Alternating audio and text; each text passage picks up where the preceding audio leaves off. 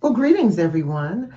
I'm Victoria Burse, Executive Director of the ARC Global Leadership Academy. I also pastor the ARC International Ministries, and I'm very glad to be here as part of this Purpose, Power, and Profit Tour. My goal today is to introduce to some, further expose to others, the life of the leader through teaching this segment called You Can Learn to Lead. And that's the most important thing I want you to know from today is that you can learn to lead. I did. I read, I watched, I studied, I went to classes, I went to workshops, I prayed and asked for wisdom. You see, whatever misconceptions I held in my mind about leadership, they were just there. They were in my mind. And through doing all of the above things, I learned that I could grow and develop and become the leader that I desired in my heart to be, the leader that I believed that my community needed so that I could make an impact on this world in which I live.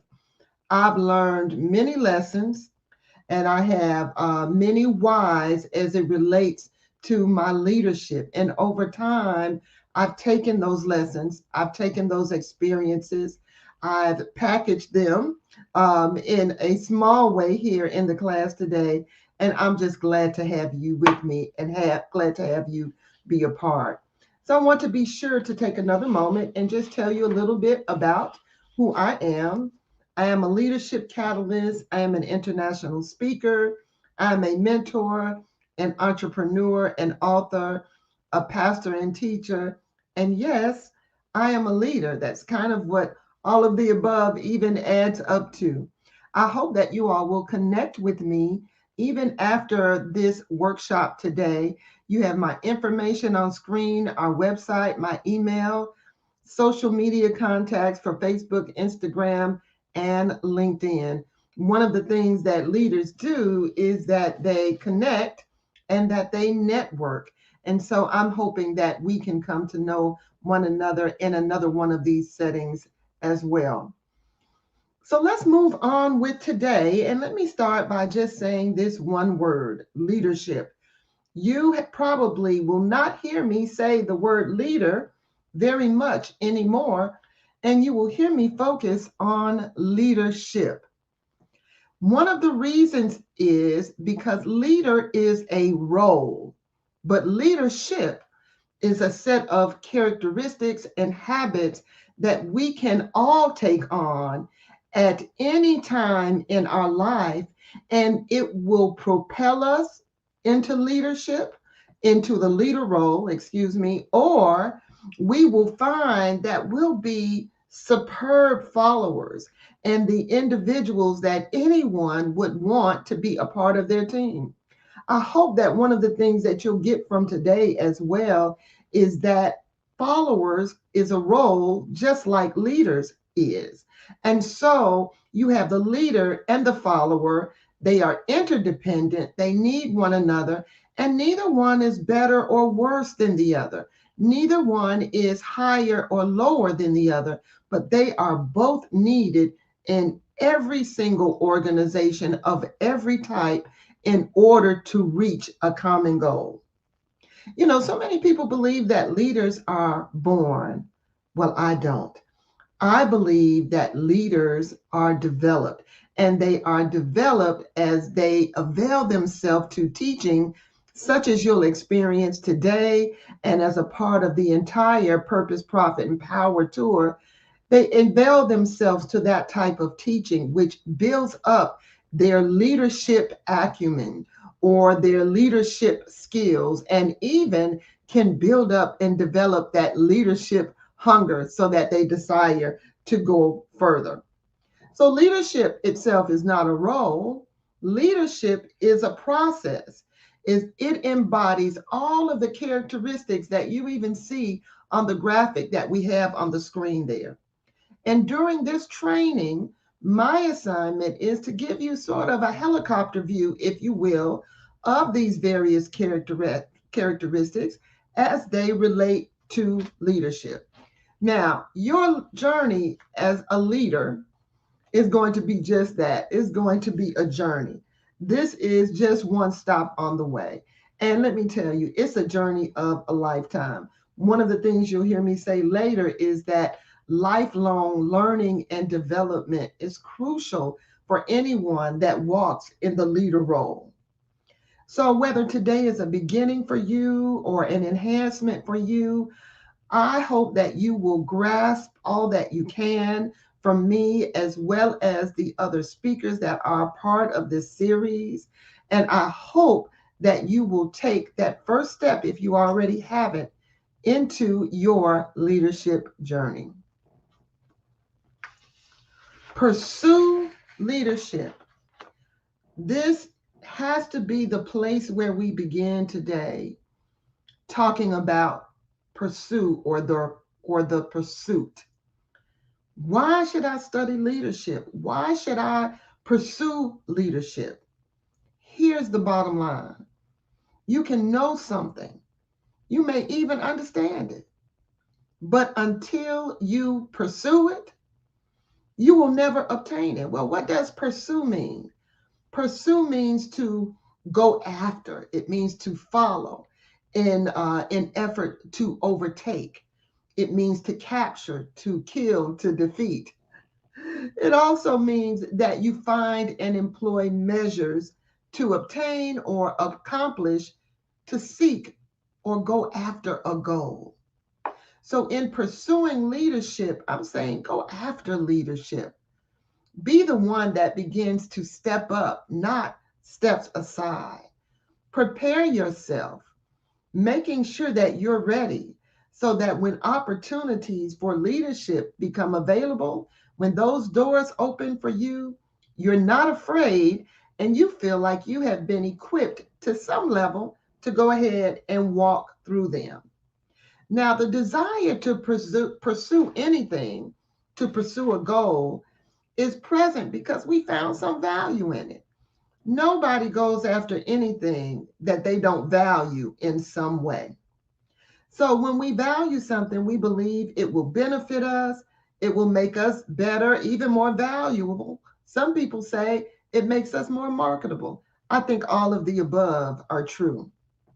So we set our sights on something, we follow after it, we chase after it.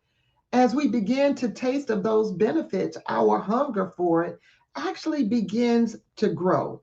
We become more passionate about it, more enthusiastic about it, more fervent. Sometimes we become a fanatic.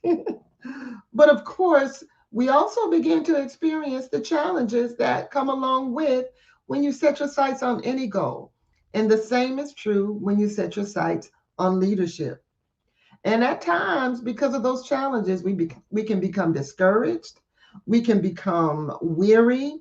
However, not just the knowing, but the evidence of what can be gained as we step forward in the area of leadership, it has turned out, at least in my life, to be enough to really keep me in the game and to keep me moving forward and engaged.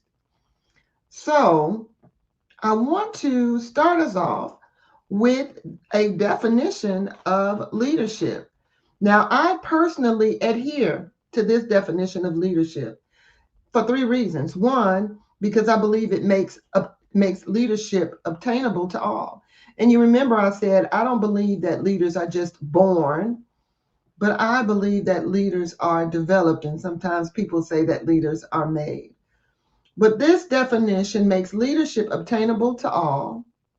It also helps you to understand that all the weight of any organization, of any vision, or any set of goals cannot lie solely alone on the leader. There is another very important role that must be a player in the game, and that's the role of the follower. And number three, this definition supports an important understanding about leadership, and that is that leadership is all about people. So let's read through this. What is leadership? Leadership can be defined as the process between leaders and followers that has the following distinct characteristics. It is intentional. It is interdependent. It is reciprocal. It is dynamic. It is relational, all in order to achieve a common goal. Now, let me elaborate a little bit on all of those five terms. It is intentional. Leadership, intentional leadership, means there's a willingness to engage with each other, both leaders and followers. Leadership being interdependent, it means that accomplishing the mission is impossible without other people. You cannot do it alone. You cannot be a leader alone. Every leader must have one or more followers, both roles equally important. Reciprocal means that actions generally result in reactions. And so this begins the intricate dance, if you will, between leaders and followers. The leader makes a request or sets something in action, and the followers respond in kind. Leadership is dynamic. And I love this one. This is our ability, our trust, if you will, that we have created such an environment in our organizations, in our businesses, and that we know ourselves well enough that we have set out on that task to also learn enough about others, that we learn how to handle, if you will, people. And we know that we can't treat everyone the same. Hear me out now, because people are different and different people need different things at different stages and different times of their lives. And being the dynamic leader means I may need to communicate with this team member in this fashion, but this team member I may need to communicate with differently. You see, so my leadership style, my leadership swag, my leadership sway, if you will, is able to fluctuate based upon the situation, based upon the room, based upon the people that I'm working with at that time and in that moment. This is so important. And you know why? Because then it means we never have to push or manipulate people into doing anything. We learn the mystery of this and the power, if you will, of influence. Leadership being being relational. Here we are again. Leadership is about people. So it's relational. We have to build relationships. We have to nurture relationships. You have to be okay with fooling with people. And I say that because I hear people say all the time, I'd rather just be by myself. I'd rather just do it myself. I get frustrated fooling with people all the time. But that will not work in the life and the lifestyle of the leader.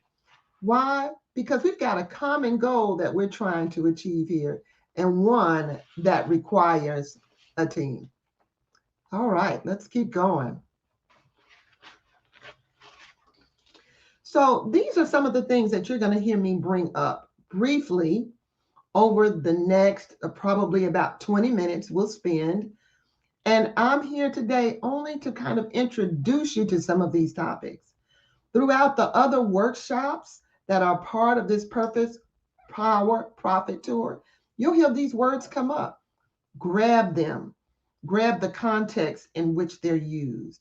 Hold on to these words, these topics, these characteristics, if you will, along your leadership journey.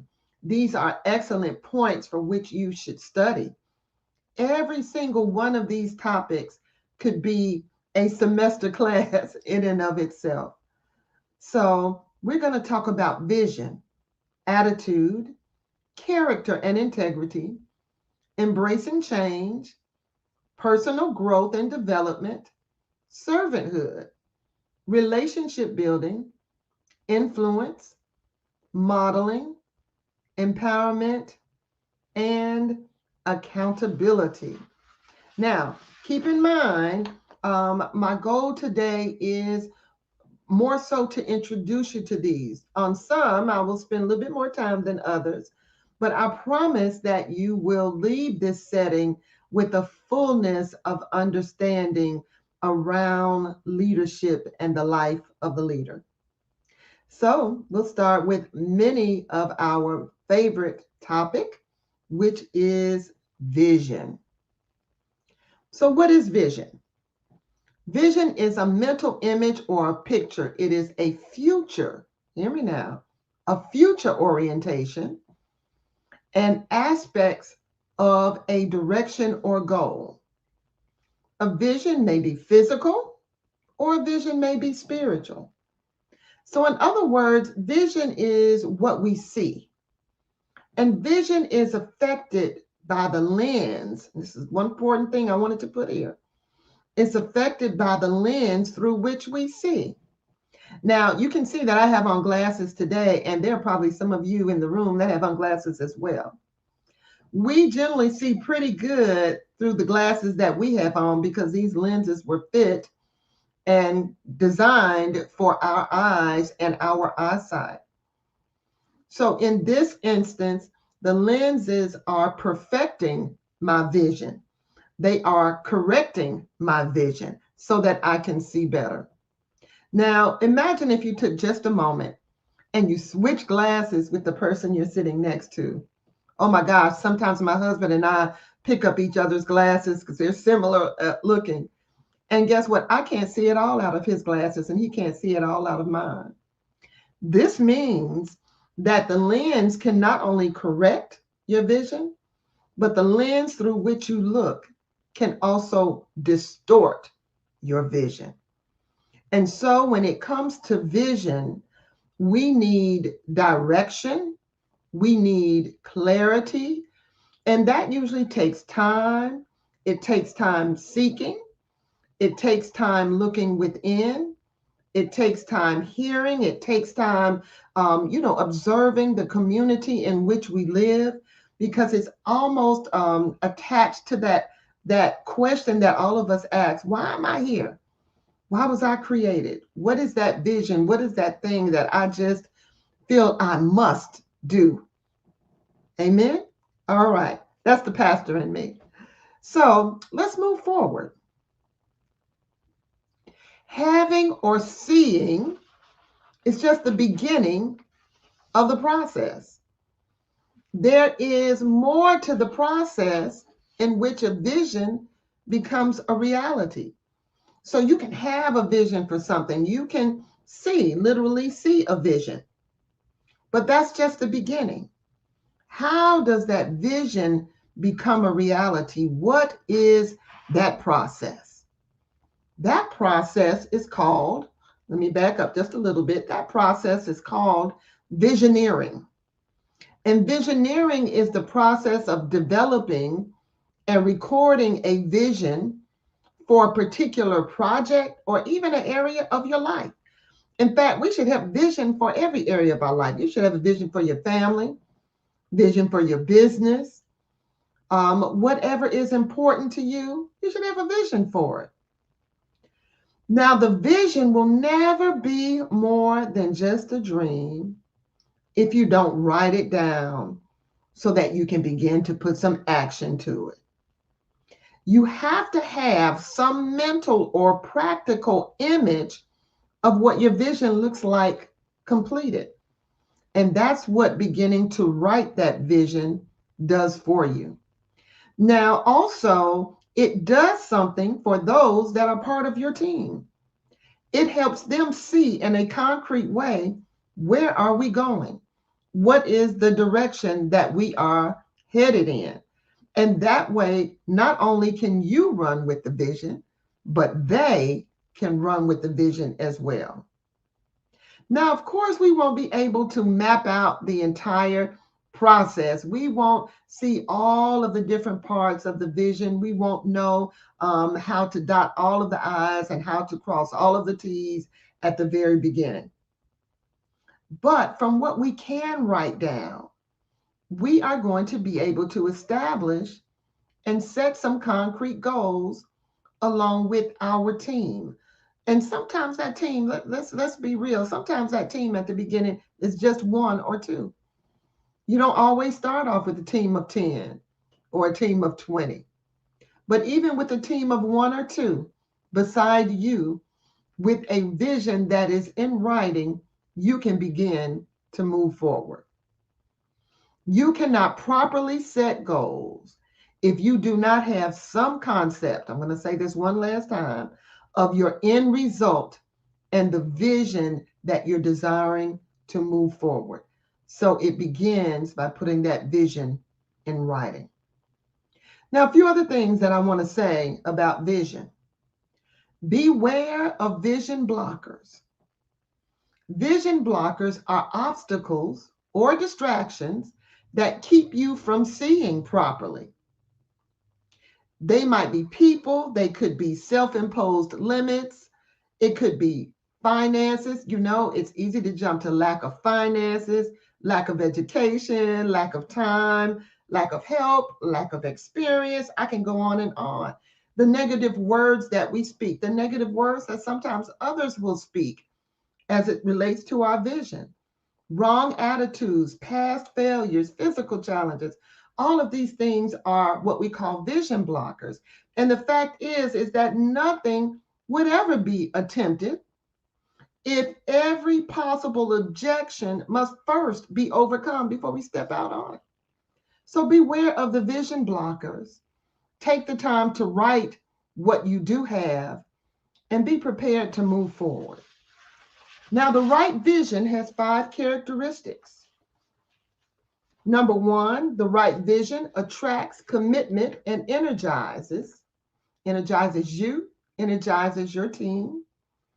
The right vision creates meaning in your own life and in the lives of others. You find yourself united around something or some things that you all value. The right vision establishes a standard of excellence. It bridges the present to the future, and it transcends the status quo. Understanding that people are the most important asset an organization has.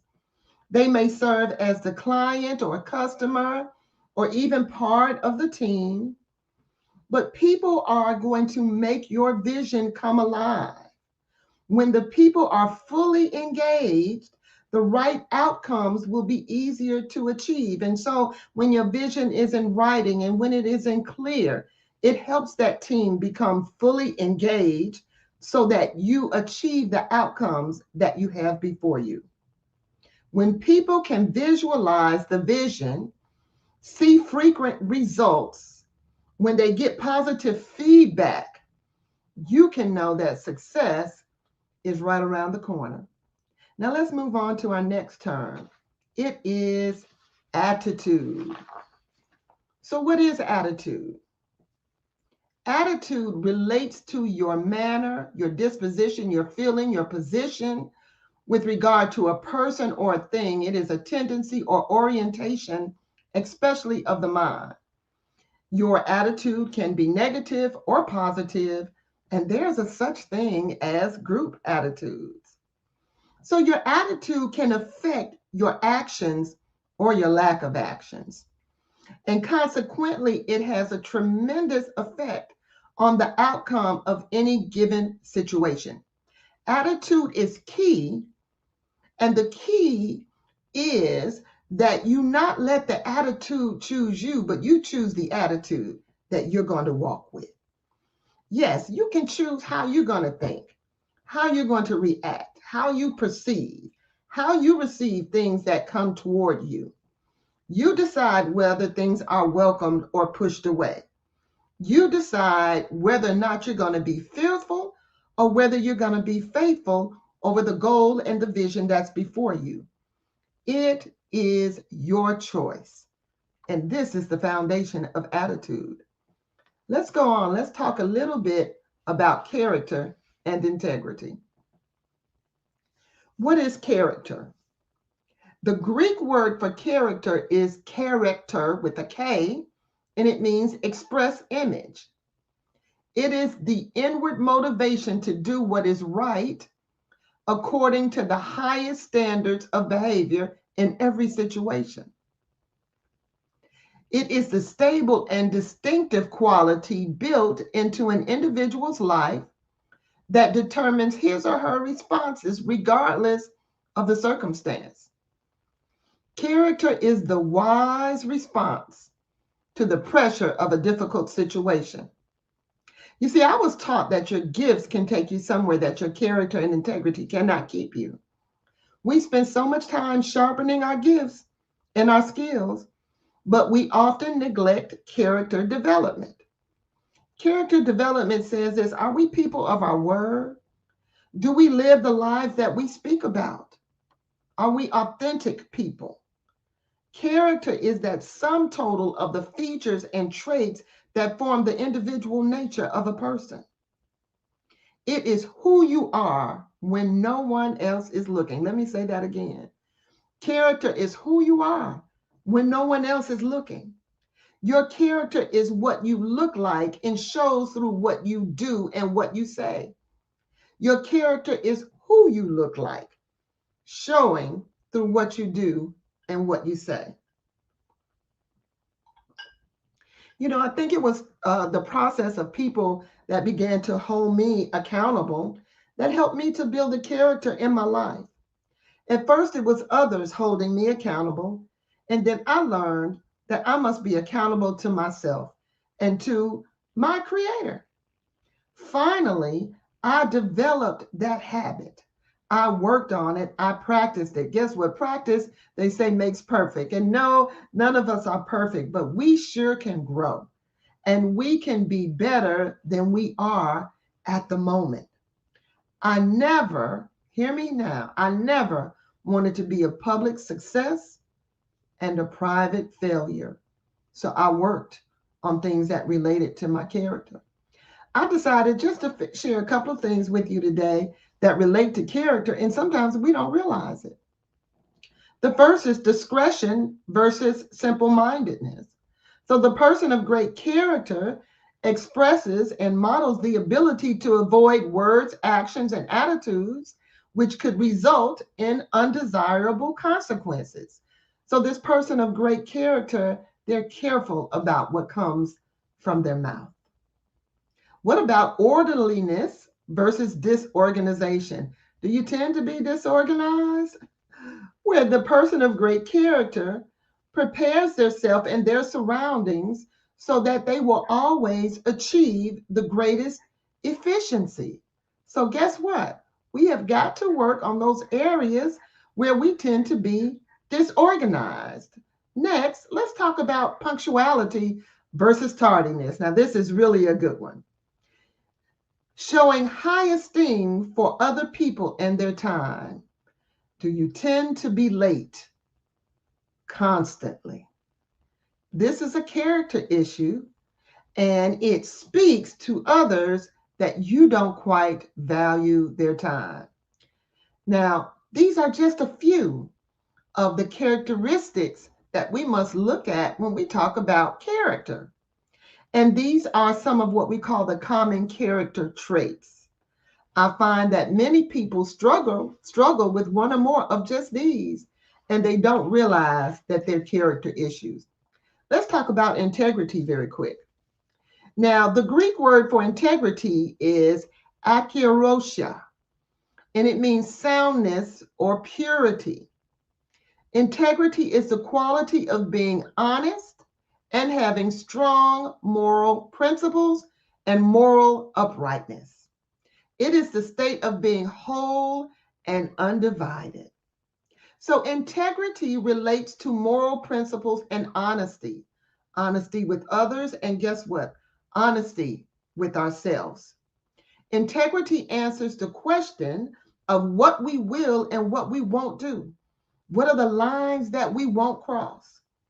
It is where our moral compass is set. Here are a few integrity traits for you to just look at quickly. Okay? And so integrity involves being a person of your word, being a person that values honesty and openness and transparency. And along with your character, Your character and your integrity are key. And I have to really in this, where I started it. And that is saying this, that your gifts and your skills can take you where your character and integrity cannot keep you. So you can be very talented, you can be very charismatic, you can have a boatload of experience. But if you are not a person of character and integrity, you will not sustain the places that you obtain in your life, and you will eventually fall. And the other part of that is so sad is that when we're in leader role and when we fall, sometimes there's so many others that will topple with us. Decide that you're going to become this person of great character and integrity. Embracing change. What is change? Change is from the Latin word cambiare, which means to exchange. It means to make someone or something different, to alter or to modify. There are stages that are part of change. They are the end of what currently is, the transition zone, and then the beginning of the new. Now, our goal here is to learn to embrace change. So we got to understand that change happens. It's like a principle. We don't have to make it happen. It happens now or it happens later. If we don't change, other things around us will still change. And guess what? We can end up becoming obsolete. When we push against change, we get into places of striving and stress and worry. But we must learn as leader and as practicing leadership, we must learn to embrace change. We must ask in given situations how we can even lead the change that needs to happen, how we can learn to navigate the discomfort and the chaos, which are inherent to most change situations, but reminding ourselves and others that in the end, the result will be the desired result, that positive result that we seek. I found this phrase by Ralph Waldo Emerson and I loved it. It said, "Not in his goals, but in his transitions, man is great." And this is simply saying, it is good to achieve your goals, but when you can navigate change in times of transition, this is when the leadership in you is really tested. And the one that learns to navigate these times is the one that is truly great. So transition and change will pull on you mentally, emotionally, and physically. You cannot hammer your way or steamroll yourself through times of change and transition. It is important that during these times there is much introspection, much quiet listening. And that is as important as it is as taking the necessary actions and learning to do things a bit differently. I have and I am currently just experiencing times of transition. And during times of transition, I found that I learned things that I've never learned during the day-to-day of leadership in my life. So the leader who embraces change will do this. They'll take risks. They'll have coaches and mentors around them to help walk with them through situations. They will keep creating and keep learning. They will not give up. They will persist. And they will pay attention to their thoughts. They're going to make sure that they don't have no stinking thinking going on. This is the great leader who embraces change. Just a little bit more, and we're almost done. Personal growth and development. Be willing to change. Be willing to learn. Be willing to relearn things you thought you already knew. This is first a state of mind, and then it becomes a commitment. This is the commitment to lifelong learning and personal development. As leader, you must make that commitment. In short, that means you're making a commitment to change and grow as you need to change and grow. You're willing to learn, you're willing to change, you're willing to relearn. And listen, relearning can be more difficult than learning something for the first time because often relearning is attached to relationships and emotional things that come from how we learned it in the first place. So I want you to look out, seek, pursue opportunities for learning, for development, for challenges, things that will make and keep you growing as a leader. Next, we'll talk a little bit about servanthood. So, what is servanthood? Primarily, it's doing something for the benefit and the goodwill of another person or a group of people. And a huge part of servanthood is humility. Leadership at its core is about servanthood. It's about sacrifice of self so that others can have and grow and be. When we serve, we look outside of ourselves. We look beyond our own problems and we seek to bring value to others. If you understand nothing else about leadership at this moment, please understand this. And if you have a problem with referring to yourself as a servant or a servant leader, you're going to struggle as you seek to step into leadership. Humility, the modest opinion or estimate of one's own importance or rank, is key to the heart of the servant leader. Servanthood is key to leadership. Relationship building. Relationship building, this is a very interesting part of leadership. Of course, we lead, and we shared earlier, leadership is about people. And leading people means that we have to take time to establish, build, and nurture relationships with the others around us. And we often have to help others do that as well with other members of our teams. As a leader in the workplace, I have found that I spend at least as much of my time dealing with what I call people issues as I do dealing with equipment or system types of issues. So I had to learn and grow and learn more about working with people of all ages, working with people of different ages that were yet part of one team, working with people that were quite diverse and diverse teams, people of different culture and different backgrounds and different ethnicities. I had to work on developing my people skills just as much as I needed to develop my technical skills.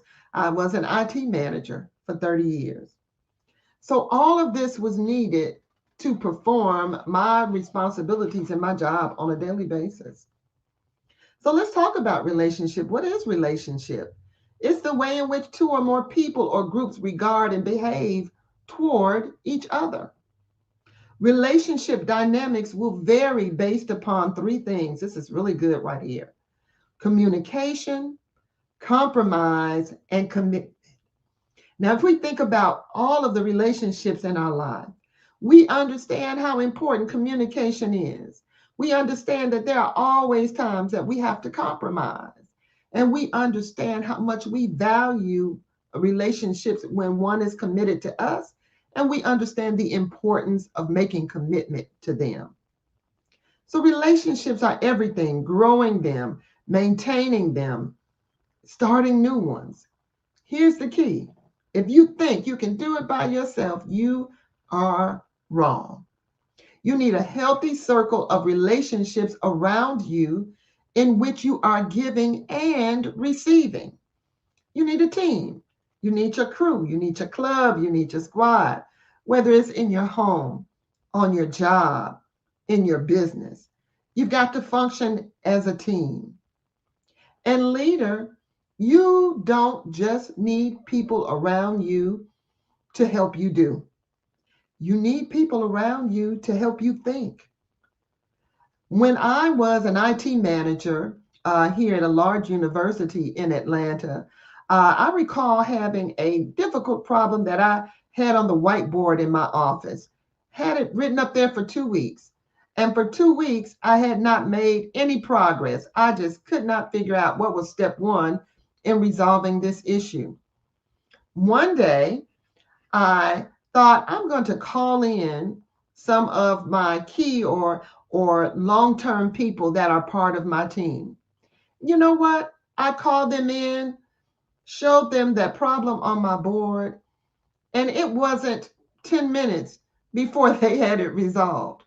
And I realized at that point that my focus had been on people helping me to do things, and I had not empowered them or given them permission, and this is real, to help me think about how something needed to be done. You must learn. You must learn. Some of us have to learn. You gotta learn to love people. Some of you right now, you're saying, oh no, but I don't like to fool with people.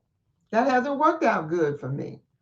But if you're going to lead, if you're going to embody leadership characteristics, which, listen, are going to bless your life, whether you are in a leader role or not, you have got to work on your own people skills, your own relationship skills. And you've got to learn to love people, to empower people, to encourage people, to be with people and have the focus on building people, right? A focus on building people. If not, whatever you have pulled together, whatever business you've started, whatever goal you've set yourself to, if you don't do that, it's not going to stand. It's not going to stand with just you under the helm by yourself. We're created to be interdependent, not so independent. What am I saying? We really do need each other. One great lesson I learned many years ago is I never set out to build an organization. I've learned that if I set out with a focus on building people, that the organization, the structure, the vision that I could see began to organically develop itself. And then together we were able to nurture it. So learn to let your focus be on people. Let's talk a minute about influence. What is influence? Influence is power, guidance, inspiration. In most cases, the greatest power we have over others is influence. Two things are key when we talk about influence: consistency and clarity. Consistency says when people around you pretty much know what you're going to do every time. In other words, they know your heart, they know your character, they know your integrity, they know how you think, they have familiarity with your actions. Clarity, when people can see and hear what you're about to going to do. How are you communicating? When you put things in writing, when you do your planning, when you follow the planning that you do. Clarity and consistency are very important when it comes to influence and the influential leader. Now, we don't manage people, we lead and we influence them, and we do it in these 7 ways. We walk the talk. We focus on things we can control. We make sure we're prepared. We know how to work well with people. We always show how much we care. We listen and we keep lines of communication open, and we create environments where healthy communication exists, and it causes our organization to flourish. Modeling. What is a model? A model is a system or thing used as an example to follow or to imitate. People learn more by what we do than what we say. And listen, I've learned this. Somebody's always watching. Somebody's always watching. So here's my thought here. Don't just talk about it, be about it. Based upon what we model, in other words, what other people see, many will decide whether they will or will not follow you. A true leader stands out often unknowingly and lives a lifestyle such that others earnestly desire to walk in their footsteps. This phrase, don't just talk about it, be about it, is often heard with the youth. And because we are all called to mentor and pour into the lives of others, it's important for us to, regardless of our age, being genuine and being transparent is a drawing point for the leader and for one in leadership every single time. So we don't just talk about it. It's not just the words that come from my mouth, but we be about it. What are we actually doing? How are we backing up what we're saying? Empowerment. What is empowerment? It means to enable, to license, or to invest. It means to make someone stronger and more confident, especially in controlling their life and claiming their rights. So, empowerment means people having power and control over their own lives. People get the support they need that is right for them. Empowerment means that people are equal citizens, they are respected and confident in their communities. See, this is what leadership is all about. It is about enabling people, giving them the license to be themselves and helping them. That means helping them understand who you are, who you were created to be is okay with me. I want you to be yourself, be your best self in every situation. And as leader, we have the ability to empower people, to remind them, to show them always the greatness that they have on the inside of us. This helps to build self confidence, it helps to build morale in our teams, and we will find much better outcomes in the things that we set after to work together when we are leading a team of empowered people. The power of accountability. What is accountability? Accountability is a willingness to accept responsibility or to account for one's actions. It asks these questions. It says, what will I do? When will I do it? And how will we know when it is done? Accountability is a reporting behavior. It is the reporting on outcomes. Now, most people don't want to be held accountable.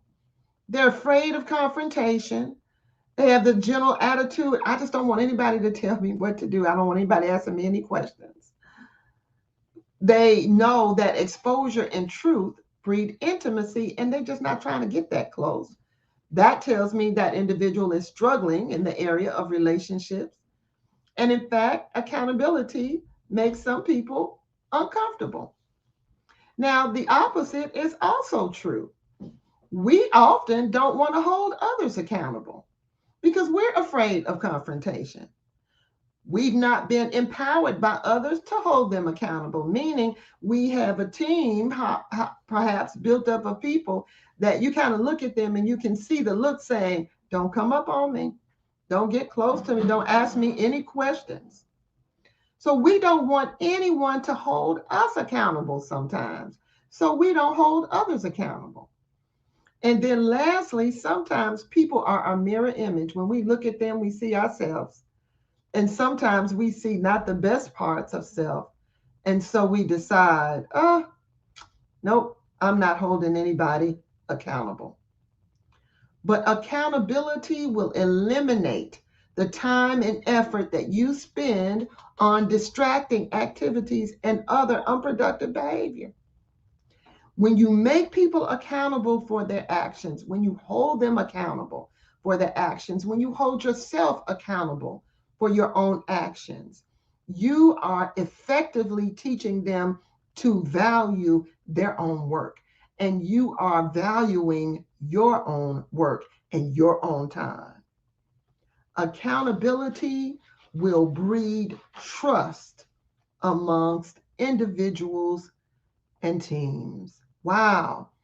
So we went through it. And I was deciding how to end, and I felt like I needed to end where we started, encouraging you to pursue leadership, to follow it in order to overtake it or to capture it, to employ measures to obtain it, to go after it, to understand it's not just enough to know about it and to understand it, but that you have to go after it. You have to pursue it in order to obtain it. I pray that you found some value in what we've talked about today. And you'll understand that there is value. There is such a need as well for you to pursue leadership, for you to step up and step out in your own communities, in your own spheres, and affect the community in which you live in a great and positive way. I have no doubt that you'll do that. Thank you again for joining me. Thank you for allowing me to have a few moments of your time today. And always remember that you can learn to lead. I am Victoria, again with the ARC International Ministries out of Atlanta.